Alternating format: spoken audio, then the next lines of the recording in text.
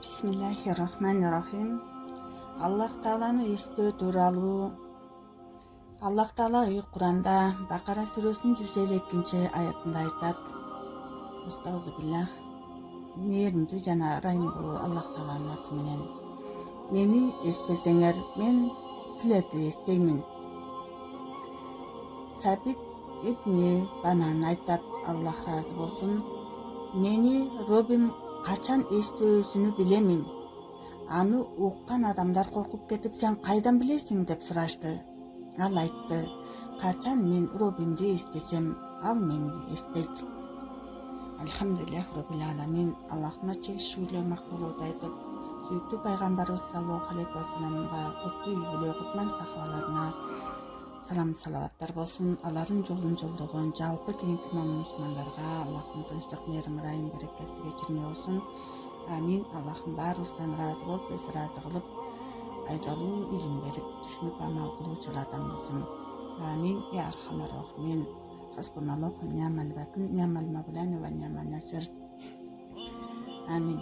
Жана мээримдүү жана ырайымдуу Аллах Таала Куранда айтат. Аллахты көптөн көп эстегиле. Жана Аллах Таала айткан, намазды окуп бүткөндөн соң Аллахты эстегиле, турганда, отурганда жана жатканда да. Ибн Аббас радиаллаху анху айтат, ал дегени түндө да, күндүзү да, кургактыкта да, деңизде да, сапарда жүрсөңөр да, үйдө болсоңор да, байлыкта болсоңор да, кедейликте болсоңор да, оорулуу болсоңор да, соо болсоңор да, жалгыз болсоңор да, эл менен болсоңор да, ар дайым эстеп жүргүлө. Ибн Аббас радиаллаху анху айтат, Аллах алардан разы болсун. Аллахты зикир кылуунун эки касиети бар.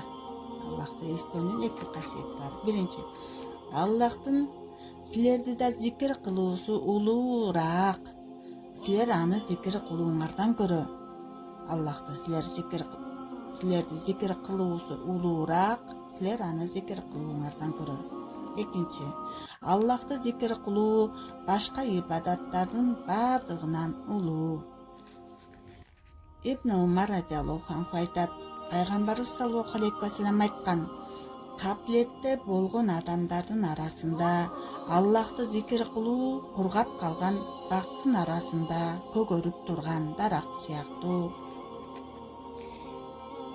Абу Хурайра радиаллаху анху айтат, пайгамбарыбыз саллаллаху алейхи вассалам айтты, Аллах Таала айткан, мени зикир кылган, мен үчүн эки эрини кыймылдаган пенде менен бирге болом. Муаз радиаллаху анху айтат, пайгамбарыбыз саллаллаху алейхи вассалам айткан, ким бейиш бакчасында эс алууну кааласа, Аллах Тааланы көп зикир кылсын. Анас радиаллаху анху айтат, Аллах разы болсун, пайгамбарыбыз саллаллаху алейхи вассалам айткан, эртең менен турганда да, кеч киргенде да тилиң Аллахтын зикири менен сууланган болсун. Ошондо эртең менен турганда да, кеч киргенде да сен күнөөдөн тазаланган болосуң. Абу Хурайра радиаллаху анху айтат, пайгамбарыбыз саллаллаху алейхи вассалам айтты, Алла Таала айткан, эгер пендем мени өзү эле зикир кылып жүрсө, мен аны өзүм эле зикир кылам. Эгер мени элдин арасында зикир кылса, мен аны андан да жакшыраак элдин арасында зикир кылам. Эгер пендем мага бир карыш жакындаса, мен ага бир чыканак бою жакындаймын. Эгер мага бир чыканак бою жакындаса, мен ага бир кулаш жакындаймын. Эгер ал мага басып келсе, мен ага чуркап барам. Абу Дарда радиаллаху анху айтат, пайгамбарыбыз саллаллаху алейхи вассалам айткан, мен силерге Робиңердин астындагы амалыңардын эң жакшысынан, амалдардын эң даражасы улуусунан, алтын күмүш кайры кылгандан да жакшыраак амалдан жана душманыңарга жолугуп силер алардын моюндарын уруп, алар силердин мойнуңарга уруудан да жакшыраак амалдан кабар берейинби? Сахабалар, Ооба, о Аллахтын элчиси дешти.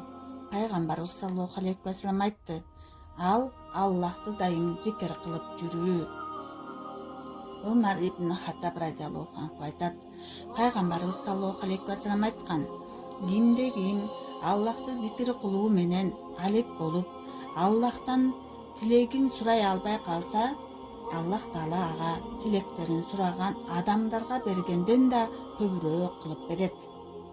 Муаз ибн Джабал радиаллаху анху айтат: бейиштеги адамдар бул дүйнөдөгү эч нерсеге өкүнүшпөйт. Бирок кайсыл убакты Аллахты зикир кылбай өткөргөн болсо, ошол убакытка гана өкүнүшөт.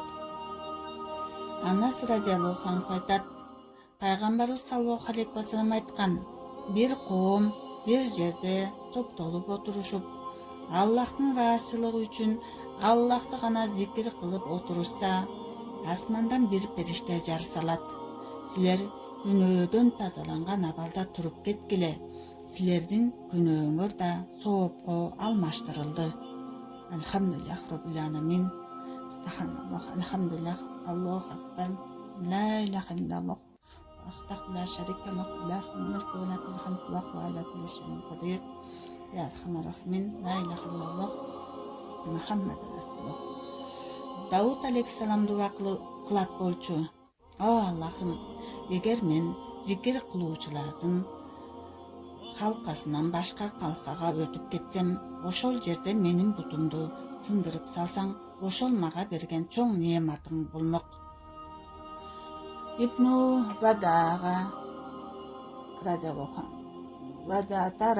анху айтат: Пайгамбарыбыз саллаллаху алейхи вассалам айткан: бир момун адамдын жакшы адамдар менен чогуу олтуруусу капарат болот 2000 жаман мажлиске отургандыгына. Абу Хурайра радиаллаху анху айтат: асмандагы периштелер жердеги Аллахтын ысымы зикир болуп жаткан үйгө жылдызга карашкан сыяктуу карашат. Суфиян ибн Уяйна радиаллаху анху айтат: бир коом бир жерде топтолуп, Аллахты зикир кылышса, ошол жерден шайтан менен дүйнө ажырап чыгып кетишет. Анан шайтан дүйнөгө карап айтат: эми биз аларга жакын бара албайбыз. Дүйнө айтат: сен сабыр кылып тургун, алар зикирден таркашкандан кийин аларды моюндарынан жетелеп алып келип сага тапшырам. Сактан болсун. Абу Хурайра радиаллаху анху айтат: Пайгамбарыбыз саллаллаху алейхи вассалам айткан: менин жана менден мурдагы пайгамбарлардын айткан зикирлердин абсели ла иляха иллаллаху вахдаху ла шарика лах.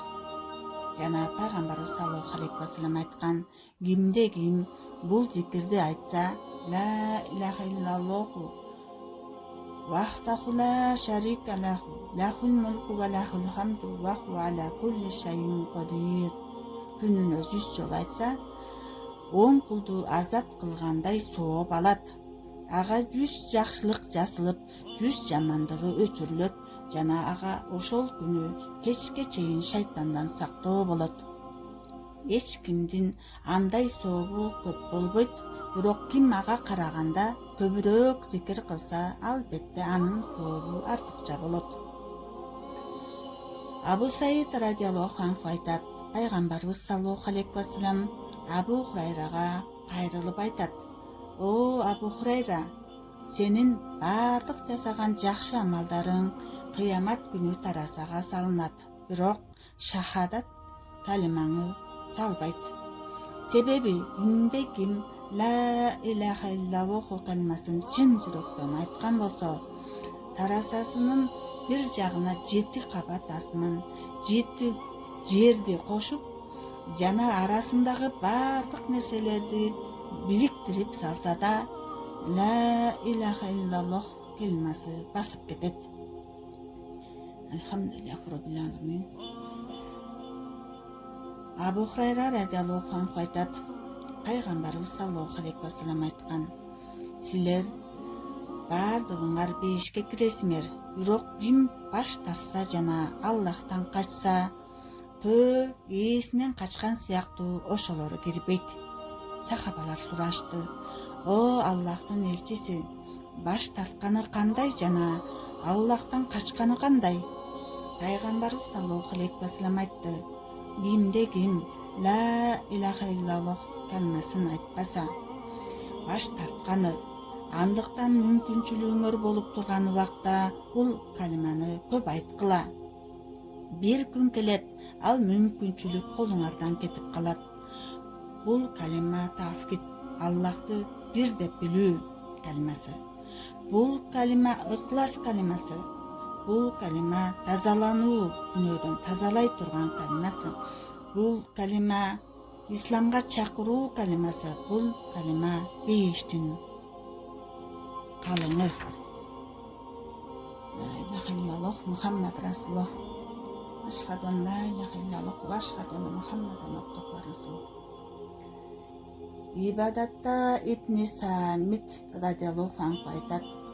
Ибадатта Ибн Сабит радиаллаху анху айтат: Пайгамбарыбыз саллаллаху алейхи вассалам айткан: "Кимде-ким түндө ойгонгондо бул калиманы айтса, ла илаха иллаллаху вахдаху ла шарика лаху, лахул мулку ва лахул хамду ва хуа аля кулли шайин кадир.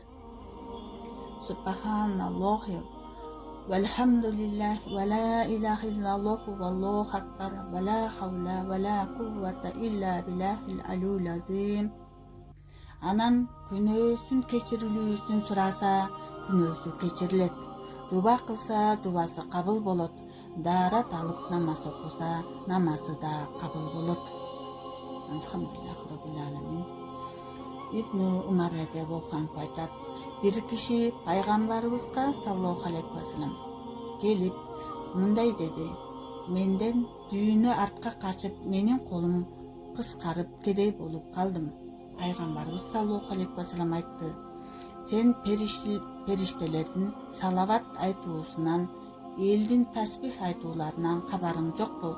Ал киши айтты: "О Аллахтын элчиси, ал эмне экен?" Пайгамбарыбыз саллаллаху алейхи вассалам айтты: "Айткын: Субханаллахи ва бихамдихи, субханаллахул азим, астагфируллах" деп 100 жолу айткын. Таң жүргөндөн кийин багымдат намазын окуганча сага дүйнө кордолуп болсо да келет. Жана Аллах Таала айткан: "Ар бир калмаңдан бир периште жаратылат. Ал периште кыямат күнүнө чейин Аллахка тасбих айтат. Анын сообу сага жасалат." Пайгамбарыбыз саллаллаху алейхи вассалам айткан: "Бир пенде альхамдулиллах деп айтса, асман менен жердин арасы сооп менен толот. Альхамдулиллах деп экинчи жолу айтса, эң астыңкы жерден 7-чи асманга чейин сооп менен толот. Үчүнчү жолу альхамдулиллах деп айтса, Алла Таала айтат: "Тилегиңди сура, берилет." Алхамдулиллах роббил аламин. Абу Хурайра радиаллаху анху айтат: Пайгамбарыбыз саллаллаху алейхи вассалам айткан: "Эки калима бар. Алар тилге жеңил, таразага оор, Аллахка сүйүктүү. Ал Субханаллахи ва бихамдихи, субханаллахул азим." Жабир радиаллаху анху айтат: Пайгамбарыбыз саллаллаху алейхи вассалам айткан: "Кимде-ким бул калиманы айтса, Субханаллахи ва бихамдихи, ага бейиштен бир дарак тигилет." Абу Зар радиаллаху анху айтат: Кедейлер Пайгамбарыбызга саллаллаху алейхи вассаламга келишип мындай дешти: "Байлар бизден көп сооп алышат. Биз намаз окугандай эле алар да намаз окушат жана биздей эле орозо кармашат. Бирок алар садака кылышат. Биз кыла албайбыз." Пайгамбарыбыз саллаллаху алейхи вассалам айтты: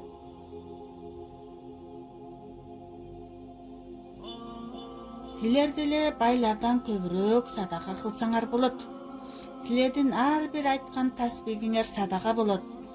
Хамдыңар садака, тахлилиңер садака, такбириңер садага, сооп ишке чакырганыңар садага, күнөө иштен кайтарганыңар садака.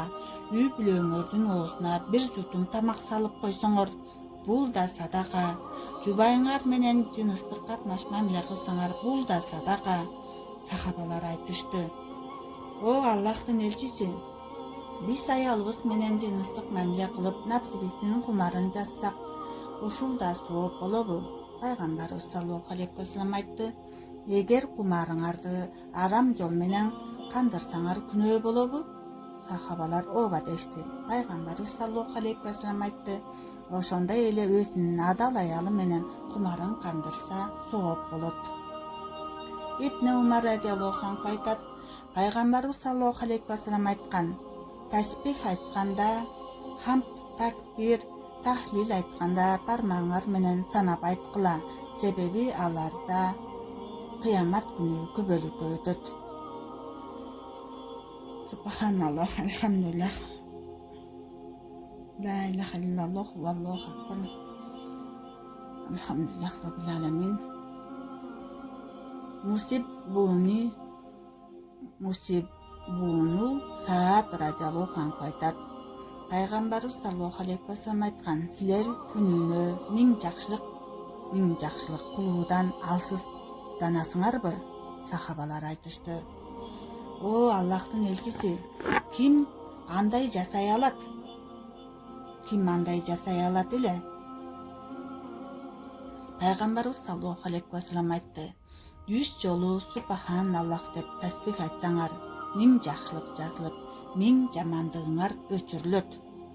Пайгамбарыбыз саллаллаху алейхи вассалам айтты: О Абдуллах ибн Кайс, сага кабар берейинби? Бейиш кендеринен чыккан бир кенден. Ал ооба дегенде, Пайгамбарыбыз саллаллаху алейхи вассалам айтты: Ла хавла ва ла куввата илля биллахил алил азим. Мужахид радиаллаху анху айтат: бир киши үйүнөн чыкканда Бисмиллахир-рахманир-рахим деп чыкса, бир периште айтат: сен хидайат таптың. Ал киши таваккалту алаллах десе, периште айтат: бардык иштериң жетишерлүү болот. Ал киши ла хавла ва ла куввата илля биллахил алил азим десе, периште айтат: бардык жамандыктан сакталдың. Ал кишиден шайтандар тарап кетип, бири-бирине мындай дешет: бул киши хидаят тапты, жетишерлүү болду, сакталынды. Ал эми мындай кишиге жакынdoog'o жол жок. Муаз ибн Жабал радиаллаху анху айтат: адам баласын Аллахтын азабынан, Аллахты зикир кылуу амалынан дагы жакшы куткаруучу амал жок. Андан сурашты: Аллах жолунда согушуу да ага жетпейби? Ал айтты: Аллах жолунда согушуу да ага жетпейт. Себеби Аллах өзү айтып койгон. Аллах Таала Куранда айтат: Бисмиллахир-рахманир-рахим. Аллахты зикир кылуу бардыгынан улуу. Хасан Басри радиаллаху анху айтат: Пайгамбарыбыз саллаллаху алейхи вассаламдан суралды: кайсы амал абзел деп? Пайгамбарыбыз саллаллаху алейхи вассалам айтты: өлүп жатканда тилиң Аллахтын зикири менен сууланып турган амал. Малики Дирар айтат: Аллах андан ыраазы болсун, кимде ким Аллахтын сөзү менен алек болуп жатканда маклуктун сөзүн эсинен чыгарбаса, анын амалы аз, жүрөгү сокур, өмүрү да текке кетет. Анас ибн Малик радиаллаху анху айтат: Пайгамбарыбыз саллаллаху алейхи вассалам айткан: Аллахты зикир кылуу ыйман белгиси, мунафыктан алыстык, шайтандан коргон, тозоктон сактануу. Аллахым баарыбыздын билип билбей алган күнөөлөрүбүздү кечирип, бейишин насип кылып, тозогунан өзү сактап, өзү ыраазы болуп, өзү ыраазы кылып, өз тарбийинде кабыл кылып, өзүнүн бактылуу, сүйүктүү кулдарынан кылып, Пайгамбарыбыз саллаллаху алейхи вассаламдын татыктуу үммөтүнөн кылып, Аллахым эки дүйнө жакшылык насип кылып, Аллахым өзү коргоп, өзү колдосун. Амин. Я архамар рахимин. Аллахумма салли аля сайидина Мухаммад جزا محمدا صلى الله تعالى عليه وسلم بما هو أخلقه. آمين. الله